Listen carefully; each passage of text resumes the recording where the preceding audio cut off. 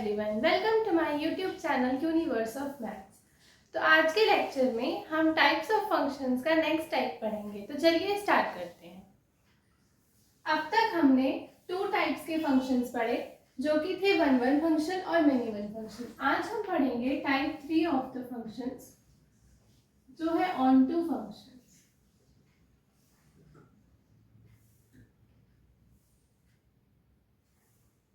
इसे हम एक और नाम से बुलाते हैं जो कि होता है surjective function.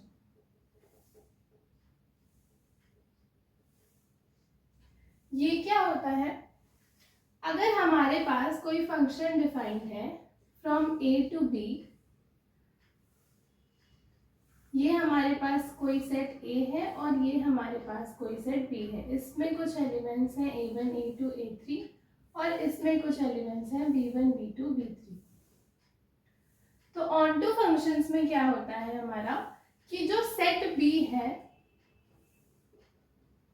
should be entirely used up।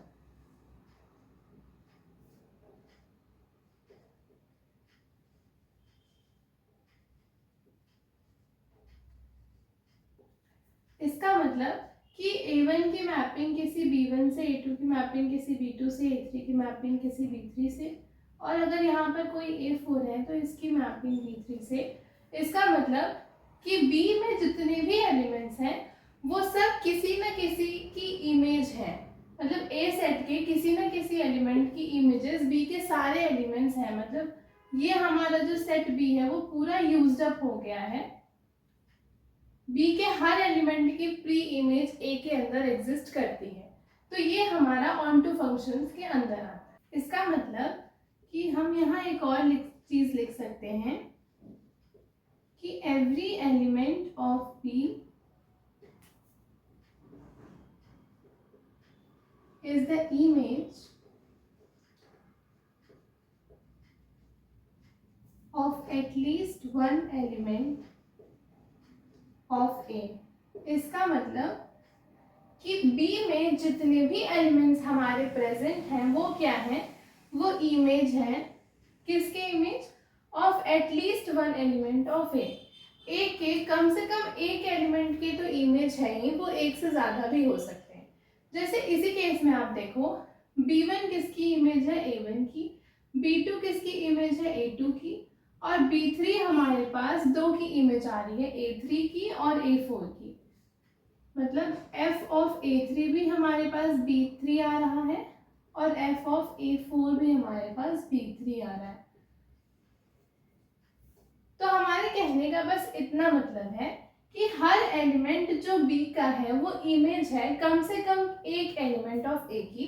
वो ज्यादा से ज्यादा भी हो सकता है, लेकिन ये सेट B पूरा यूज होना चाहिए हमारा for the function to be onto. तो यहाँ से अल्टीमेटली हमारे पास क्या आता है ऑन टू फंक्शंस के लिए कि जो हमारी रेंज होती है, रेंज मतलब B में जो एलिमेंट्स हमारे यूज होते हैं वो रेंज होती है। ये किसके बराबर आ जाए? Codomain. Range is equal to codomain अगर हो जाता है तो हम क्या कहते हैं कि it is an onto function.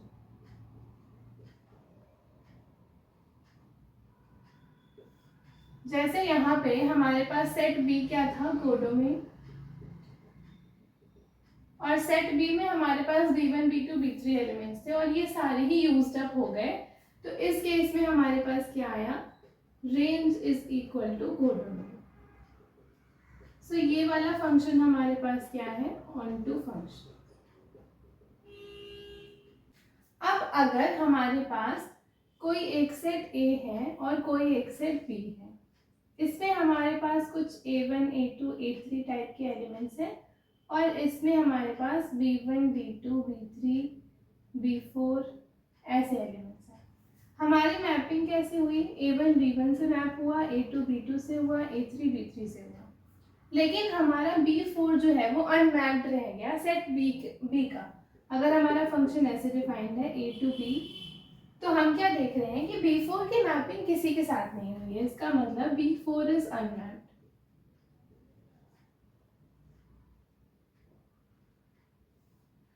तो अगर हमारा सेट पूरा यूज्ड अप नहीं होता, एंटायरली यूज्ड अप नहीं होता, तो हम ऐसे फंक्शंस को क्या बुलाते हैं? Into function. ऑनटू का अपोजिट होता है ये, अगर हमारे पास range is not equal to codomain आ जाए तो हम कहते हैं कि हमारे पास इनटू फंक्शन है।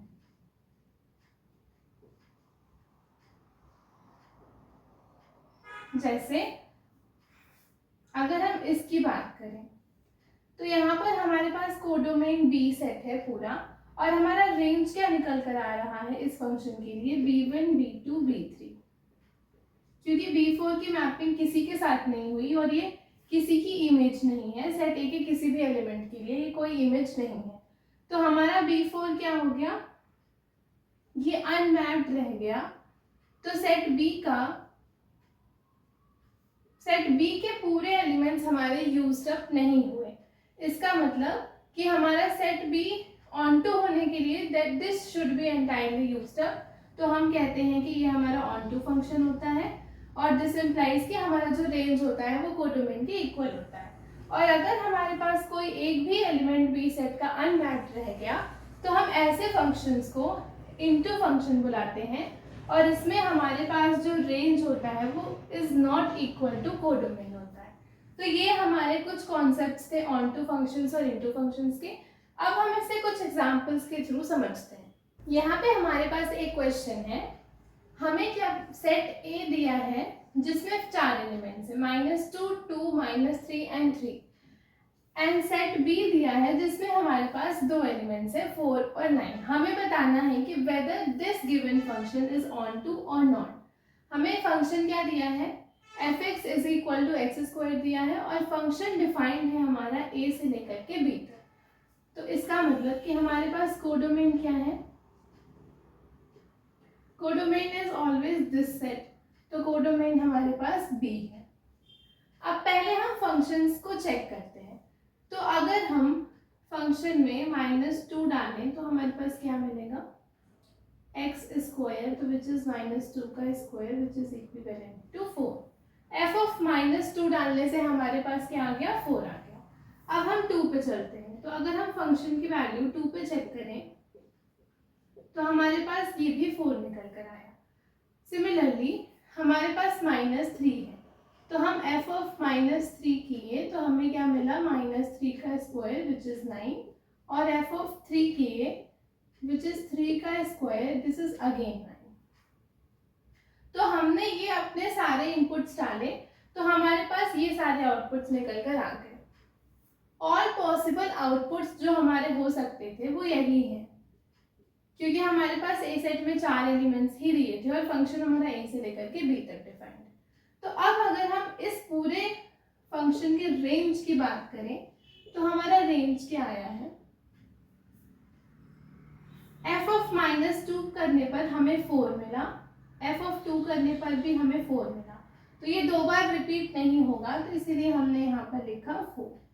f ऑफ -3 करने पर हमें 9 मिला, और f ऑफ 3 करने पर हमें 9 मिला, तो हम इसे भी 2 बार नहीं लिखेंगे, तो हमने एक ही बार लिखा 4,9। अब हमारे पास कोडोमेन क्या है? Set B which is equivalent to 4,9। तो हमारे पास अल्टीमेटली क्या निकल कर आ गया? हमारे पास range is equal to codomain आ गया। इसका मतलब कि द गिवन फंक्शन इज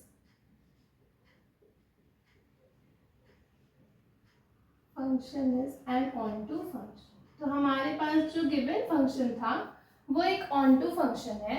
अगर हम इसकी मैपिंग करें तो हमारा set B entirely used up हो रहा है। देखो ए सेट में हमारे पास कौन से एलिमेंट्स है? -2, 2, -3 और 3, और सेट बी में हमारे पास कौन कौन से एलिमेंट्स है? 4 और 9। -2 डालने पर हमारे फंक्शन की वैल्यू 4 आ रही है। इसका मतलब कि -2 की जो इमेज है वो 4 है, तो -2 की मैपिंग 4 के साथ हो गई, और सिमिलरली 2 की मैपिंग भी 4 के साथ हो गई। ऐसे ही -3 की मैपिंग 9 के साथ हो गई, और 3 की मैपिंग 9 के साथ हो गई। तो हमारे सेट बी में दो एलिमेंट्स थे विच इज 4 और 9, और इन दोनों ही एलिमेंट्स हमारे मैप्ड हैं, तो हम कहेंगे कि this function is onto function. अब हमने पिछले दो टाइप्स पढ़े थे जो कि थे 1 1 और मैनी 1। तो हम यहाँ क्या देख रहे हैं कि इस पर्टिकुलर सेट बी के एलिमेंट के पास हमारे दो एरो आ रहे हैं, so this is a many 1 function. तो हमारे पास यहाँ पर एक और चीज आती है कि 1 1 and many 1 functions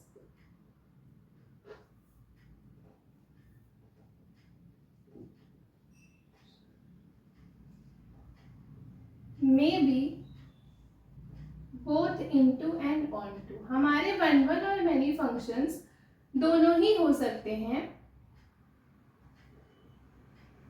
into functions भी हो सकते हैं और ऑन टू फंक्शंस भी हो सकते हैं। हमारे पास ये वाला जो फंक्शन था वो मैनी 1 ऑन टू फंक्शन है। कुछ केसेस में ऐसा भी होगा कि हमारा ये मैनी 1 ना होकर के 1 1 ऑन टू फंक्शन हो या मैनी 1 इनटू फंक्शन हो। अभी हम बात कर रहे हैं ऑन टू फंक्शन की, तो चलिए कुछ और एग्जांपल्स हम कर लेते हैं। अब हमारे पास यहाँ पर एक नेक्स्ट क्वेश्चन है। हमारा फंक्शन कहाँ से कहाँ तक डिफाइंड है? n to n, it means natural numbers to natural number. हम इसमें कोई भी एक नेचुरल नंबर इनपुट कर सकते हैं और हमारा आउटपुट का जो कोडोमेन आएगा वो भी एक नेचुरल नंबर आएगा। और हमारा फंक्शन कैसे डिफाइंड है? fx हमको दिया हुआ है 7x और हमारा फंक्शन है नेचुरल नंबर्स से नेचुरल नंबर। तो इसका मतलब हमारा डोमेन कहाँ से जाएगा? 1 2 3 सो ऑन, ऐसे करते हुए हमारा डोमेन, मतलब हम इसमें से कोई भी एक इनपुट ले सकते हैं अपने फंक्शन के लिए। तो अगर हमने f(1) डाला तो हमारी वैल्यू क्या आ गई? 7। अगर हमने f(2) डाला तो हमारी वैल्यू क्या आ गई? 14। ऐसे ही अगर हमने f(3) डाला तो हमारी वैल्यू क्या आ गई? Output 21 and so on. ये हमारे 7 के मल्टीपल्स हमारे निकल कर आएंगे। तो इसका मतलब क्या हो गया? हमारा आउटपुट ही हमारा रेंज होता है। तो हमारे आउटपुट क्या निकल कर आ गए? 7 14 21 एंड सो ऑन। हमारे पास रेंज ये निकल कर आया और हमारा कोडोमेन क्या गिवन है? Natural numbers. यहाँ पर हमें क्या दिख रहा कि range is not equal to codomain, क्योंकि हमारे रेंज में पहले स्टार्टिंग के फर्स्ट 6 एलिमेंट्स ही गायब हैं और बीच बीच में भी बहुत सारे एलिमेंट्स गायब हैं। तो ये रेंज हमारा जो निकल कर आया, this is not equal to codomain. इसका मतलब ये हमारा ऑन टू फंक्शन नहीं है, तो ये इनटू फंक्शन होगा। ये हमारे पास इनटू फंक्शन है और not an onto function. यहाँ पर जो रेंज है हमारा वो कोडोमेन का एक सबसेट है। Range is a subset of codomain. तो ये इस क्वेश्चन के लिए हमारा जो गिवन फंक्शन था, this is not an onto function.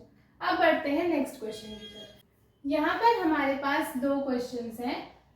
ये जो क्वेश्चन है हमारा, इसमें हमारा फंक्शन कहाँ से कहाँ तक डिफाइंड है? रियल नंबर से रियल नंबर। इसका मतलब कि इस पर्टिकुलर फंक्शन के लिए हमारा जो कोडोमेन है वो रियल नंबर्स है। अब fx is equal to mod x is not an onto function. कैसे? हमारे पास mod x क्या होता है? mod x कुछ इस तरीके से डिफाइंड होता है कि x if x is greater और इक्वल टू 0, अगर हम 0 या 0 से बड़ा इनपुट डालते हैं अपने इस mod x में, तो हमें ये रिटर्न करता है एज x, और माइनस एक्स रिटर्न करता है if x is less than 0। अगर हम x से छोटी वैल्यूज डालते हैं तो ये हमें माइनस एक्स रिटर्न करता है। हमारे पास अल्टीमेटली क्या होता है कि हमें सिर्फ पॉजिटिव नंबर्स ही मिलते हैं अगर हम मॉड फंक्शन में अपना कोई भी इनपुट डालें, तो we get only positive values.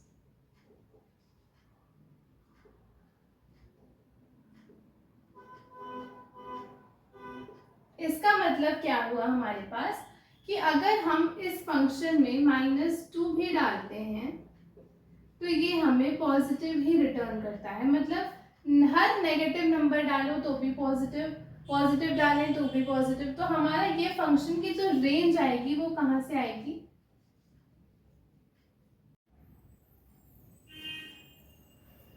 इसी क्वेश्चन में इस क्वेश्चन को थोड़ा सा चेंज करके देखते हैं।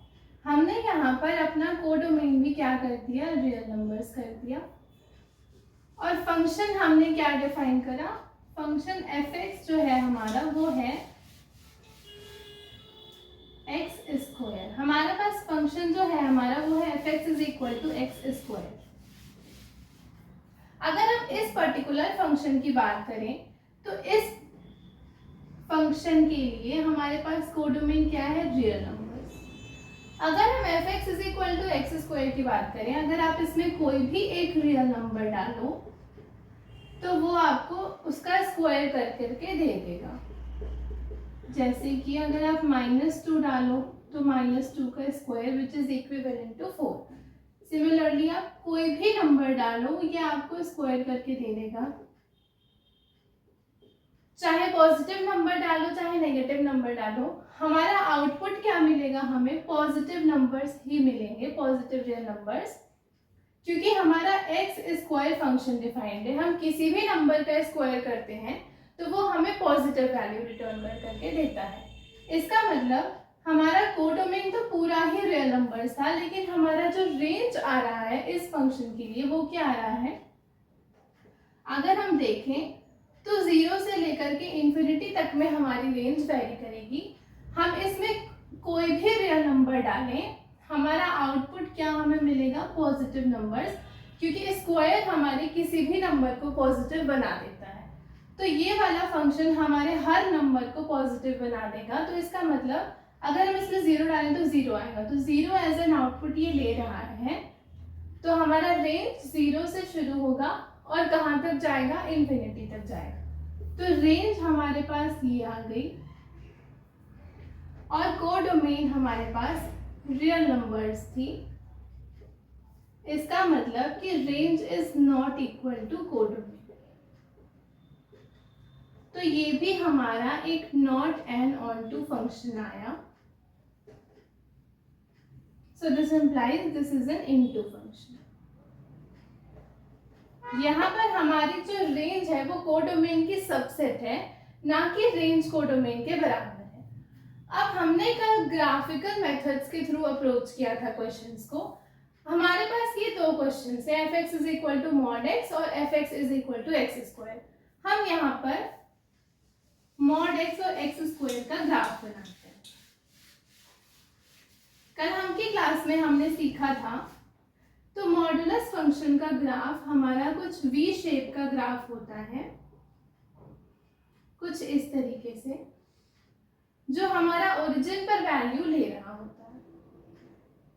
अब अगर हमें ग्राफ के थ्रू बताना है कि हमारा गिवन फंक्शन एक इनटू फंक्शन है या ऑनटू फंक्शन है, तो हम कैसे करेंगे। देखो हमारा रेंज क्या होता है, रेंज हमेशा हम कहाँ देखते हैं, वाई एक्सिस पे। जो हमारा रेंज होता है वो हम कहाँ देखते हैं, वाई एक्सिस पे। तो ये ग्राफ वाई एक्सिस पे कहाँ से कहाँ तक वैल्यूज ले रहा है। वाई एक्सिस की शुरुआत हमारी यहाँ से हो रही है, तो ये एज एन आउटपुट हमारा 0 लिया है। तो हमारा इसका रेंज क्या हो गया, 0 से, अब देखो ये इन्फिनिटी तक बढ़ता हुआ जा रहा है। इसका मतलब यहाँ भी वैल्यूज ले रहा है, यहाँ भी ले रहा है, मतलब हर पॉइंट पे वाई एक्सिस की ये वैल्यूज ले रहा है। और ये हमारा पूरा ही रियल नंबर लाइन जाकर के कवर हो रहा है ऊपर तक, 0 से लेकर के इन्फिनिटी तक। तो हमारी जो रेंज आ गई वो क्या आ गई, 0 से इन्फिनिटी। लेकिन हमारा जो फंक्शन डिफाइंड है उसमें हमारे पास जो कोडोमेन है वो क्या है, पूरी ही रियल नंबर्स है। तो अगर हम इस ग्राफ से अपने रेंज निकालें तो ये आया, और हमारे पास कोडोमेन क्या गिवन है, रियल नंबर्स। इसका मतलब कि range is not equal to codomain.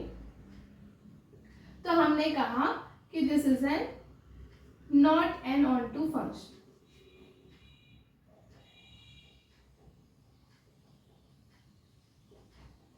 Similarly अगर हम इस फंक्शन क्वेश्चन को देखें तो हमारे पास fx is equal to x square है। fx is equal to x square का ग्राफ हमारे पास एक अपवर्ड पैराबोला होता है जो ओरिजिन से पास हो रहा होता है कुछ इस तरह से। ठीक है, ये हमारे पास fx is equal to x square का ग्राफ है। यहाँ पर भी हमारी रेंज हमें कहाँ देखनी है, y एक्सिस पर देखनी है। तो हमारा ग्राफ y एक्सिस पे कहाँ से शुरू हो रहा है, इस पॉइंट से शुरू हो रहा है। तो हमने लिखा अपने रेंज में 0, कहाँ तक जा रहा है, ये अप्रोच होते होते होते होते हमारा इंफिनिटी तक जाएगा। और सिंस हमारा कोडोमेन रियल नंबर्स दे रखा था तो ये इंफिनिटी तक अप्रोच करता हुआ हमारा रेंज निकल कर आ गया। अब देखो हमारे पास रेंज ये निकल कर आया और कोडोमेन ये निकल कर आया। इसका मतलब range is not equal to codomain. तो हमने क्या कहा कि ये भी एक नॉट एन ऑनटू फंक्शन है। तो ये हमारे पास क्या निकल कर आ गया, इनटू फंक्शन। अब इसी क्वेश्चन में आप देखो कि अगर हम एक हॉरिजॉन्टल लाइन ड्रॉ करते हैं तो ये हमारे ग्राफ को 2 पॉइंट पर जाकर के इंटरसेक्ट करता है। हॉरिजॉन्टल लाइन का मतलब ऐसी लाइन जो पैरेलल हो किसके, एक्स एक्सिस के। तो हमने एक हॉरिजॉन्टल लाइन ड्रॉ की तो ये हमारे ग्राफ को किसी 2 पॉइंट पर जाकर के इंटरसेक्ट कर रहा है। इसका मतलब कि ये हमारे पास एक मेनी वन फंक्शन है। ये हमारे पास एक मेनी वन फंक्शन निकल करके आ गया। तो अगर हम इन दोनों को देखें तो ये पूरा ही फंक्शन हमारे पास क्या है, मेनी वन इनटू फंक्शन। ये फंक्शन हमारे पास मेनी वन इनटू फंक्शन निकल करके आ गया। सिमिलरली अगर हम यहाँ पर भी एक हॉरिजॉन्टल लाइन ड्रॉ करते हैं तो हम देख रहे हैं कि ये हमारे ग्राफ को किसी 2 पॉइंट पर जाकर के इंटरसेक्ट कर रहा है। सो दिस इम्प्लाइज ये भी एक मेनी वन फंक्शन है और ये इनटू फंक्शन है। तो ये भी same many one into function हमारे पास हो जाएगा। अब अगर हम फंक्शन को रियल नंबर से रियल नंबर्स तक ही रहने देते हैं डिफाइन, और हम अपने फंक्शन को डिफाइन करते हैं y is equal to x, मतलब एक स्ट्रेट लाइन के फॉर्म में हमने अपने फंक्शन को डिफाइन किया। तो ये हमारे पास क्या होगा, हमारा जो ग्राफ जाएगा वो क्या होगा, हम x की कोई भी वैल्यू डालें हमें एज एन आउटपुट y मिलेगा। ठीक, इसका मतलब कि हमारा एक स्ट्रेट लाइन होगा। इसका मतलब हमारा जो ग्राफ बनेगा वो ओरिजिन से पास होता हुआ चला जाएगा। मतलब कुछ इस तरीके से हमारी एक स्ट्रेट लाइन बनेगी। अब यहाँ पर हमें अगर रेंज की बात करनी है ग्राफ को देख करके तो हम कैसे करेंगे, ये हमारे पास y एक्सिस है।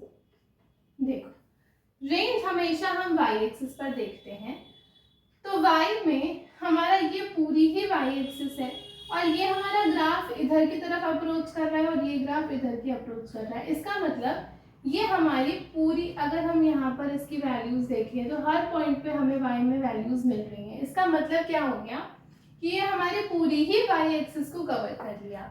सो दिस इम्प्लाइज हमारी रेंज क्या निकल कर आ गई, रियल नंबर्स निकल कर आ गई। ये पूरी ही y एक्सिस को हमारे कवर कर लिया। सो हमारा रेंज क्या निकल कर आ गया, एक रियल नंबर निकल के आ गया। और हमारे पास इस फंक्शन में कोडोमेन क्या है, ये भी एक रियल नंबर है। तो ये हमारे पास क्या निकल कर आ गया कि range is equal to codomain. So this implies this is an onto function.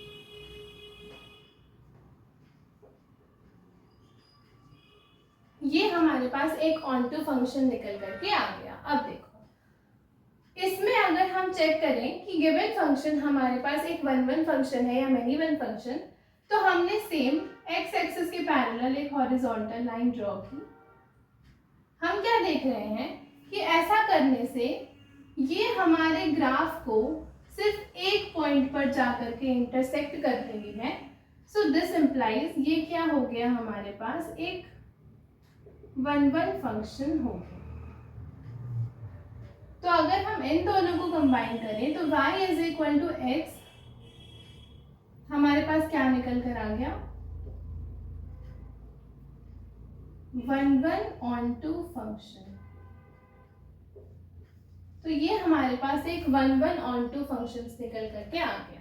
यहाँ पर हमारे पास ऑनटू फंक्शंस को एल्जेब्रिकली चेक करने का मेथड है।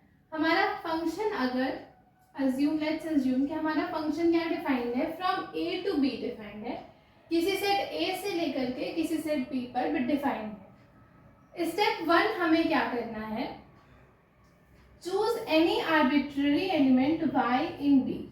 हमें b में से कोई भी एक y एलिमेंट को उठा लेना है, फिर हमें क्या करना है, पुट करना है fx is equal to y। Second step में हमें fx is equal to y put करना है, फिर हमें इसको सॉल्व करना है, इस इक्वेशन को fx is equal to y को x के लिए सॉल्व करना है। इसका मतलब हमारे पास जो भी हमारी इक्वेशन बने उसमें से हमें x को किसके टर्म्स में एक्सप्रेस करना है, x in terms of y। मतलब हमारा अगर कोई x है तो वो y के टर्म में जाकर के एक्सप्रेस हो जाए, चाहे पावर्स में चाहे कुछ भी। मतलब हमारा x जो है वो इन टर्म्स ऑफ y हमें एक्सप्रेस हो जाए, मतलब कि x हमारा y के टर्म में जाकर के एक्सप्रेस हो जाए। अगर ऐसा हो जाता है स्टेप 3 में, हमको ये चीज सॉल्व करने के बाद हमारा पूरा फंक्शन x के फॉर्म, मतलब x की वैल्यू अगर हम यहाँ से निकालें तो वो y के टर्म्स में आ रही है। और अगर ऐसा for all values of y belonging to b, मतलब y बिलोंगिंग टू b के हर वैल्यू के लिए अगर ऐसा हो रहा है, तो जो हमारी x की वैल्यू ऑब्टेन हुई है इससे सॉल्व, मतलब ये x is equal to g y, ये a में बिलोंग कर रहा है, तो हम कहेंगे कि f इज ऑन टू। स्टेप 4 क्या है हमारे पास कि y बिलोंगिंग टू b, अगर हर वैल्यूज के लिए, मतलब b सेट में अगर कोई हमारा y बिलोंग कर रहा है, और if for all values of y belonging to b, अगर हमारे पास ऐसा हमारा जो एक्सप्रेस होकर के आया है x is equal to g y, अगर ये a सेट मतलब डोमेन के अंदर बिलोंग करता है, तो हम कहेंगे कि हमारा f इनटू है। और अगर ऐसा नहीं होता तो हम कहेंगे कि f हमारा इनटू फंक्शन है। तो ये हमारे स्टेप्स थे हमारे फंक्शन ऑनटू फंक्शन को चेक करने के लिए अलजेब्रिकली हम कैसे अप्रोच करेंगे, उसके लिए हमारा मेथड था। कल की क्लास में हम इसी मेथड पर कुछ क्वेश्चंस करेंगे। आज के लिए इतना ही। अगर आपको वीडियो पसंद आई हो तो please do like, share and subscribe.